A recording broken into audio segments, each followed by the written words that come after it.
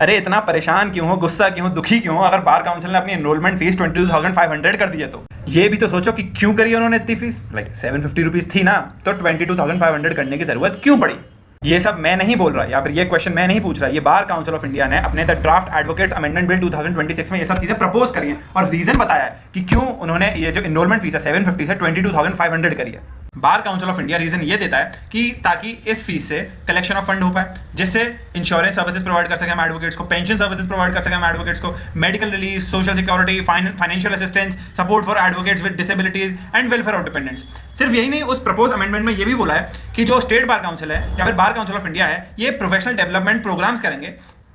for advocates in areas such as arbitration, mediation, artificial intelligence, cyber law, taxation and international legal practice.